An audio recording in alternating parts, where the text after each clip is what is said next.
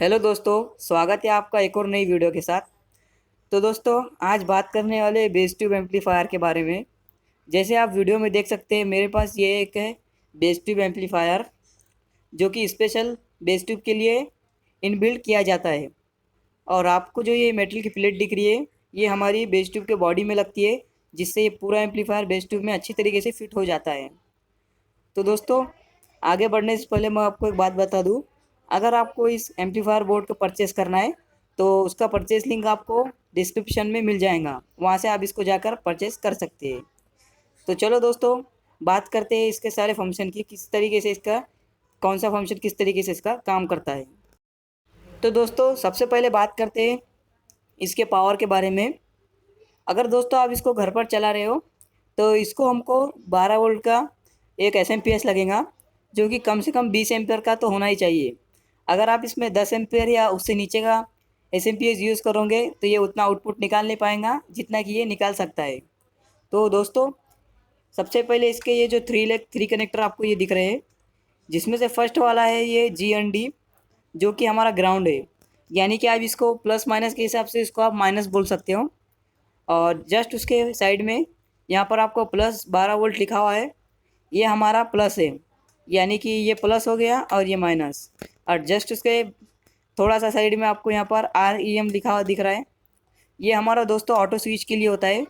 जैसे जो कार होते हैं, जिसमें जो बैटरी के जो दो लेग होते हैं, माइनस प्लस, और कार के अंदर से एक ब्लू वायर आती है, जो कि स्विच के लिए होती है, ऑटो स्विच। वो हमको यहाँ पर लगानी होती है अगर कार के अंदर यूज़ कर रहे हैं। जैसे आप कौन कार को ऑन करते हो, तो ये एम्पलीफायर जो है अपने आप ऑन हो जाता है। अगर आप इसको कार के अंदर यूज़ कर रहे हो, तो वो वायर यहाँ पर आप कनेक्ट कर सकते हो। पर मैं इसको यूज़ कर रहा हूँ घर के अंदर। तो घर के अंदर हमको जो ये प्लस वाला होता है वायर, वो हमको शॉर्ट कर देना होता है इस स्विच के साथ। देखो, कुछ इस तरीके से मैंने इसमें एक वायर लगा लिए और इन दोनों कनेक्टर को स्विच स्लिप कर दिया है, और एक माइनस की वायर। तो दोस्तों, ये बात हो गई हमारे पावर के बारे में। और थोड़ा उसके साइड में हमको ये दो पोटेंशियोमीटर मिल जाते हैं, जिसमें से एक हमारा है वॉल्यूम के लिए और एक होता है हमारा फ्रीक्वेंसी कंट्रोल के लिए। कुछ इस तरीके से ये काम करते हैं, वॉल्यूम और फ्रीक्वेंसी। और इन दोनों के बीच में एक क्रॉस ओवर का बटन हमको मिल जाता है देखने के लिए, जो कि काम करता है बेस के लिए और फुल रेंज के लिए। अगर आपको बेस चलाना है सिर्फ, तो आप उसको एक साइड में कर सकते हैं। और अगर उसका आपको सिर्फ फुल रेंज स्पीकर चलाने हैं, तो आपको इस साइड में इसको कर सकते हैं। ये भी बहुत ही एक अच्छी बात है इस एम्पलीफायर की। तो ये हमारे फंक्शन कुछ इस तरीके से काम करते हैं। और आपको जो ये इतना नीचे का जो सेक्शन दिख रहा है, ये हमारा ब्लूटूथ पैनल, ऑक्स केबल, इस तरीके से लिए होता है। तो दोस्तों, हमारा जो ये है R और L, ये हमारे इनपुट के लिए होती है। जैसे कि हमारे जो RCA केबल आती है, RCA टू ऑक्स केबल, वो यहाँ पर लगती है। फ़िलहाल मेरे लिए पास अभी है नहीं है, अगर होती तो मैं आपको बता देता हूँ। उस काम में ये आती है। RCA यहाँ पर दो केबल लगानी होती है, दो पिन लगानी होती है RCA केबल की, और एक जो उसकी ऑक्स पिन आती है, वो हमको मोबाइल में लगा देनी होती है, तब ये जाके ये बजता है। और जस्ट उसके साइड में यहाँ पर MP3 लिखा हुआ है, ये हमारा है। इसी की तरह काम करता है ये, इनपुट की तरह ही काम करता है, जिस तरीके से हमने अभी बताया था RCA cable to aux cable का, उस तरीके से ये भी काम करता है।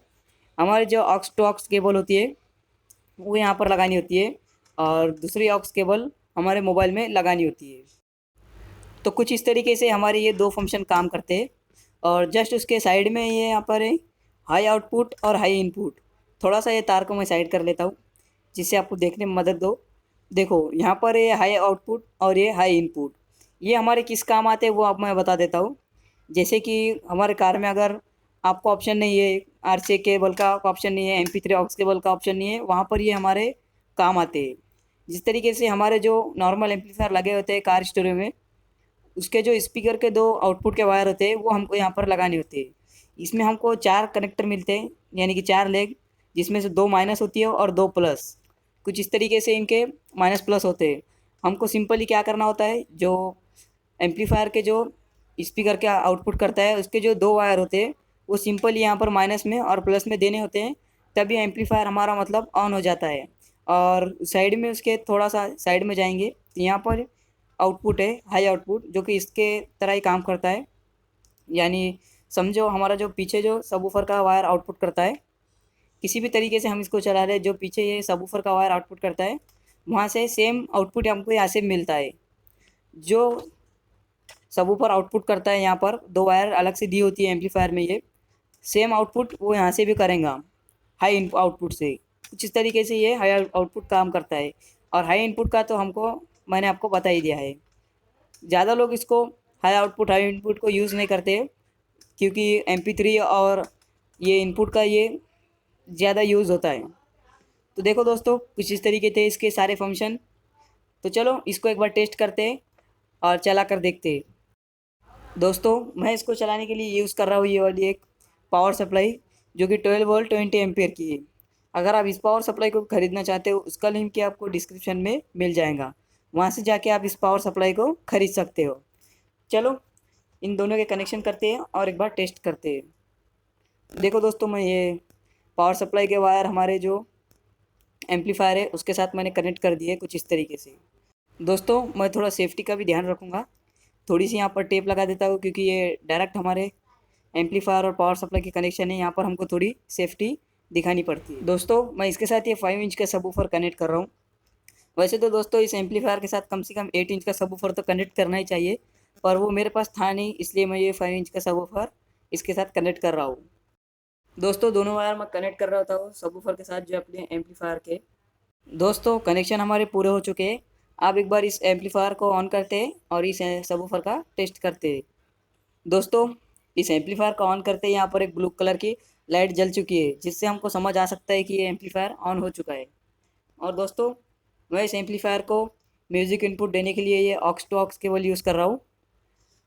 इस ऑक्स केबल को मैं यहाँ पर MP3 के पोर्ट में लगा लूँगा कुछ इस तरीके से, और ये दूसरी जो ऑक्स केबल है उसको अपने मोबाइल में लगा लूँगा सिंपली कुछ इस तरीके से। आप कोई भी एक सॉन्ग चला लेंगे और इस सबवूफर को टेस्ट करेंगे और एम्पलीफायर को भी टेस्ट। सॉन्ग को प्ले कर लेते दोस्तों।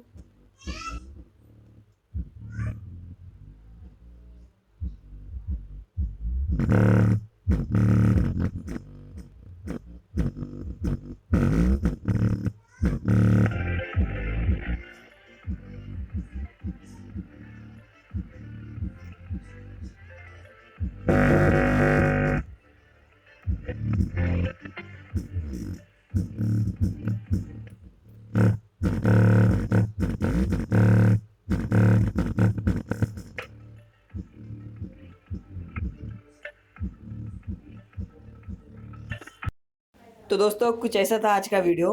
अगर वीडियो पसंद आया हो तो वीडियो को एक लाइक और चैनल को सब्सक्राइब ज़रूर से करके जाना। मिलते हैं